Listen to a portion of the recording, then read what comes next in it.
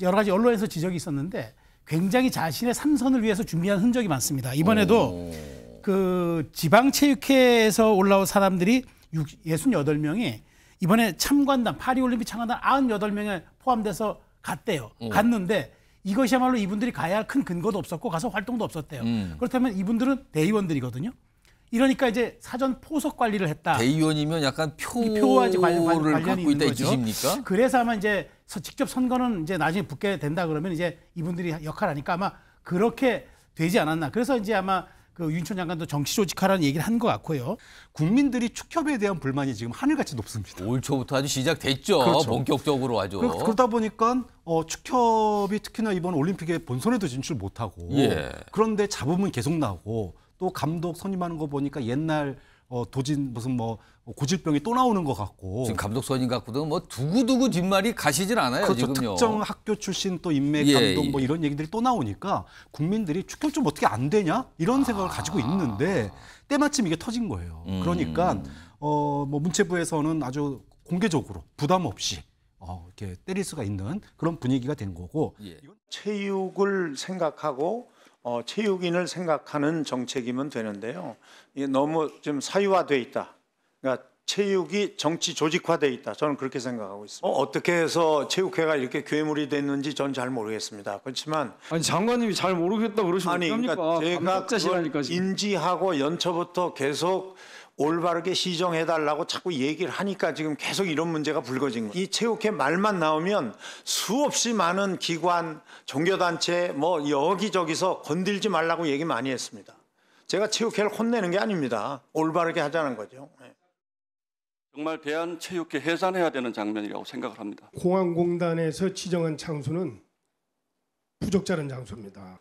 아마 이 준비는 체육회가 다 한 걸로 알고 있고요. 저희는 이제 축하해 주러 간 것인데 갑자기 이렇게 바뀌었다고 이렇게 전달을 받았습니다. 왜 하신 겁니까? 해병대 캠프. 선수들은 아주 좋아했습니다. 에이, 제가 보니까 평가서를 보니까 좋지 않던데. 대한민국 21세기에 이게 맞는 얘기예요. 의원님 말씀대로 훈련을 하다가 간 게 아닙니다. 정신교육하고 멘탈을 강화하는 그런. 앞서서 올림픽 선수단 본진이 다 마치고 귀국했을 때도 이 환영식 자체가 약간 파행처럼 비춰졌잖아요. 그리고 어제 유인촌 문체부 장관이 체육회에 대해서 뭔가 얘기합니다. 최성 평론가. 네.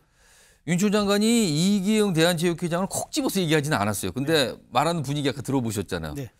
지금 이기영 회장 같은 경우 3선에 도전한다는 얘기가 계속 흘러나오고 있는 상황에서 연임 불가 입장 사실상 밝힌 거로 봐야 되는 겁니까? 저는 그렇게 가이드라인 줬다고 봐요. 그러니까 지금 협회 정관과 규정상 이 체육회장에 대한 그 연임 규정은 재선까지는 허락이 됩니다. 근데 3선을 하기 위해서는 체육회 산하의 스포츠 공정위원회라고 거기에서 이제 심사를 합니다. 그러니까 그동안 했던 기여도, 그다음에 헌신성, 그다음에 성과 이런 걸 종합적으로 판단해서 3선 가도 되고 4선 가도 된다. 그래서 지금 정몽규 축구협회장 3선 한 거예요. 근데 이기용 회장에 대해서 왜 이런 논란이 생기느냐? 첫 번째 일단 뭐 이번 안세영 선수로 불거진 문제에서 우리가 알 수 있듯이 일단 체육회 내부 관리에 소홀했어요. 그리고 체육회가 어떤 시대적 소명으로 가야 되는지 방향성 제시라든가 현안 파악이 매우 부족했다 지적하지 않을 수 없고, 그다음에 이번에 제가 보기에도 여러 가지 언론에서 지적이 있었는데 굉장히 자신의 삼선을 위해서 준비한 흔적이 많습니다. 이번에도 그 지방체육회에서 올라온 사람들이 68명이 이번에 참관단, 파리올림픽 참관단 98명에 포함돼서 갔대요. 갔는데 이것이야말로 이분들이 가야 할 큰 근거도 없었고 가서 활동도 없었대요. 그렇다면 이분들은 대의원들이거든요.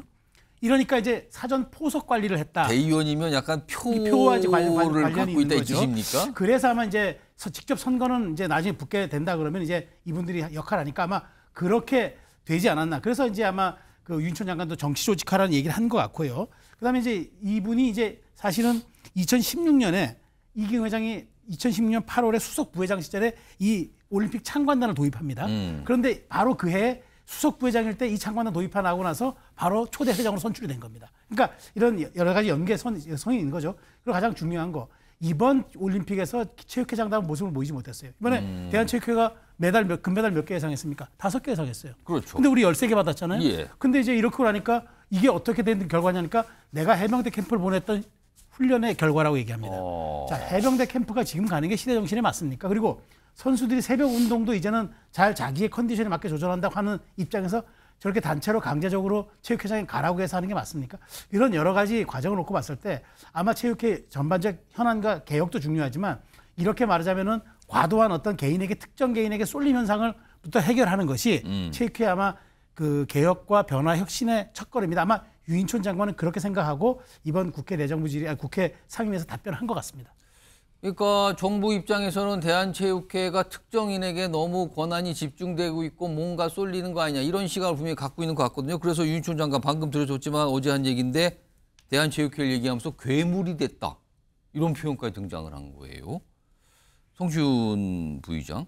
근데 또 일각에서는요. 아니 체육단체를 너무 범죄자인 것처럼 다루는 거 아니냐. 시각이 너무 그런 거 아니냐는 또 이런 지적들이 있더군요. 맞습니다. 뭐 법을 어긴 게 있다면은 명명백백히 밝히고 책임을 물어야겠지만 글쎄요. 지금 사실 참관단 얘기도 저도 들어보니까 참관단을 선정하는 기준이나 뭐 위원회 구성이나 이런 것들이 제도적으로 마련된 게 하나도 없다는 거예요. 그러니까 이기흥 회장은 법을 어긴 게 없다, 제도를 어긴 게 없다고 주장할 수 있는 거죠. 엄격히 말하면은 뭐 규칙이 없는데 그렇죠. 뭐 그게 무슨 그러니까 위반입니까? 규칙을 왜 안 만들었냐는 지적을 계속했어야 되는데 과거에 그걸 못했던 거죠. 어떻게 보면 문체위 국회나 이런 데서 아니면 문체부 이런 데서 지적을 했을 수도 있어야 되는 것인데 이거를 밝혀내지 못했던 거죠. 왜냐하면 올림픽이 열리기 전까지는 참관단을 이런 식으로 구성할 거라고는 예측을 못했던 거죠. 그렇기 때문에 저는 이 문제, 이번 사태를 해결하기 위해서는 인물에 집중하면 안 된다고 생각합니다. 이기흥 회장이 잘못한 게 있다고 하더라도 이기흥 회장에 대해서 너무 집중하면 안 되고 다른 이기흥 회장이 잘못했다 해서 바꾸면 다른 사람이 와서 또 다른 그 똑같은 제도 안에서 똑같은 행위를 할 가능성이 있잖아요.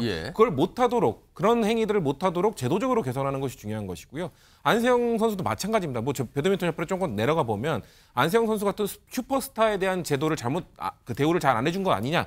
여기에만 집중하면 안 되는 겁니다. 비인기 종목, 메달권이 아닌 종목, 그리고 슈퍼스타급이 아닌 선수들에 대해서도 이 대한체육회나 이런 그 각종 스포츠 협회들이 제대로 대우해주고 있는지 부당한 대우는 해주고 있진 않은지 이것도 봐야 되는 것이고요. 마지막으로는 감정이 개입되면 안 돼요. 그러니까 이거를 개선하기 위해서. 근데 지금 제가 듣기로는 이미 이기흥 지도부의 대한체육회와 문체부가 꽤 오랫동안 갈등을 겪어왔고 이번에 들어간 건 아주 빙산의 일각에 불과하다는 거예요. 그렇기 때문에 지금 이 문제를 해결하는 과정에서 감정이 개입될 수 있다. 그렇기 때문에 저는 문체위 소속 국회의원들이 여야 할 것 없이 그 조정자 역할을 하면서 감정을 빼고 정말 이기흥이라는 사람 빼고 그리고 대한체육회 지금 뭐 잘못된 부분들 뭐 지도부를 빼고 어떻게 제도적 개선을 해서 누가 들어가도 제대로 운영을 할 수 있을지를 만들어내는 그 논의를 하는 것이 필요하다. 이렇게 말씀드립니다. 지금 어제 국회에서 문체위 상임위가 열려서 이런 정도 했잖아요. 근데 가을 되면은 국정감사 열립니다. 그럼 본격적으로 아마 굉장한 모습들이 나타나지 않을까 싶기도 합니다. 지금요. 이런 가운데 어제는요.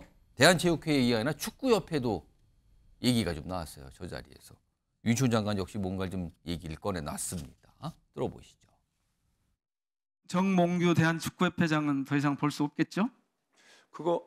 물론 이제 공정위원회 대한체육회가 정리를 할 건데요. 그렇게 되기를 바라고 있습니다. 네 번째 이제 하겠다고 지금 말이 나오는 거거든요. 근데 기본적으로는 안 되게 돼 있습니다. 근데 이제 그 아까 말한 스포츠 공정위원회에서 허가를 하면 할 수 있다 이렇게 돼 있거든요. 그래서 그건 아마 공정위원회가 정말 공정하다면 다시 출마하기가 어려울 겁니다.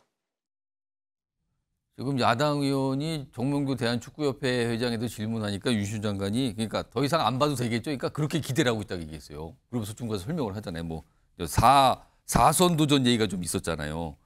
박찬 교수님, 이쯤 되면은 정몽규 회장을 향해서 알아서 처신하라는 경고를 보낸 건가요? 그렇죠. 뭐 이거는 축구협회뿐만 아니라 대한체육회 공정위원회에서 이 사선 도전을 해도 되는지 안 되는지를 결정하는 거 아닙니까? 그러니까 지금 대한체육회랑도 사이가 안 좋은 상황이지만 사실은 현 정부 들어서서 국민들의 뜻에 뭔가 좀 반하는 행동들이 굉장히 많았어요. 그런데 국민들이 축협에 대한 불만이 지금 하늘같이 높습니다. 올 초부터 아주 시작됐죠. 그렇죠. 본격적으로 아주. 그러다 보니까 축협이 특히나 이번 올림픽에 본선에도 진출 못하고 그런데 잡음은 계속 나고 또 감독 선임하는 거 보니까 옛날 도진 무슨 뭐 고질병이 또 나오는 것 같고. 지금 감독 선임 갖고도 뭐 두고두고 뒷말이 가시질 않아요. 그렇죠. 지금요. 특정 학교 출신 또 인맥 감독 뭐 이런 얘기들이 또 나오니까 국민들이 축구는 좀 어떻게 안 되냐 이런 생각을 가지고 있는데 때마침 이게 터진 거예요. 그러니까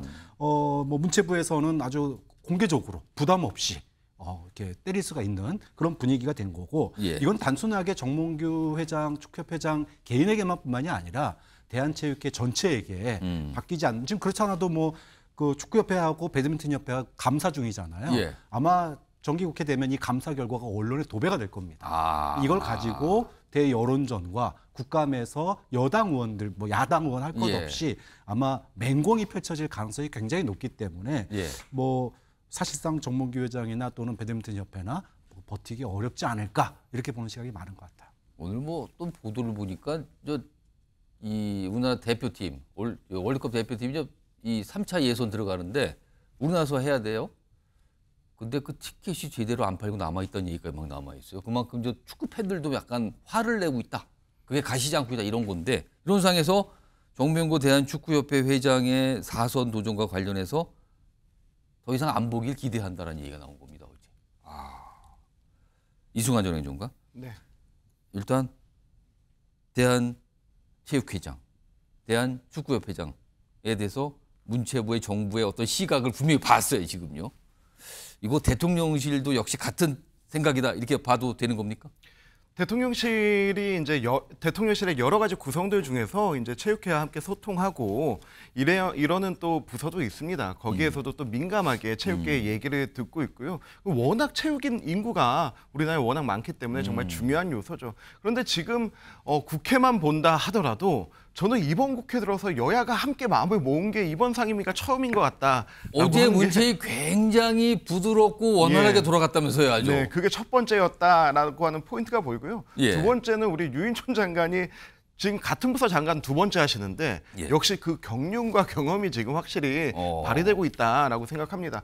이렇게 되면은 국회가 여야 그리고 이제 문체부 장관 정부까지 그리고 또 플러스 대통령실까지 뭔가 체육계의 변화가 필요하다라고 하는 건데 뭔가 정치권에서 그리고 우리가 사회 시스템에서 돌아갈 때 그 변화의 첫 번째 시작은 사람에서 인사에서부터 시작하거든요.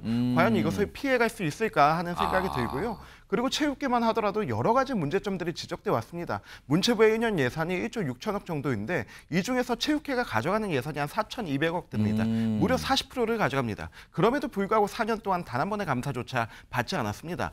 그리고 이번에 올림픽 때도 역대 두 번째로 작은 규모의 선수단을 파견했거든요. 그렇습니다. 그럼에도 불구하고 돈은 예전보다 2배 많은 돈을 썼습니다. 무려 88억을 썼습니다. 그 이전까지만 하더라도 30억에서 40억 정도 파견 선수들 이렇게 지원 예산이었는데요. 2배를 썼습니다. 왜 그런 겁니까? 그러니까 이 부분들에 대해서 파리가 물가가 비싸다는 이유입니까? 뭡니까 도대체? 이 부분들에 대해서 의구심이 굉장히 많은데 보통 이렇게 체육회나 협단체에 문제가 있을 때 가장 먼저 얘기가 나오는 부분들은 그 내부에서 우리 잘했어요. 우리 괜찮아요. 이런 얘기가 나와야 되는데요.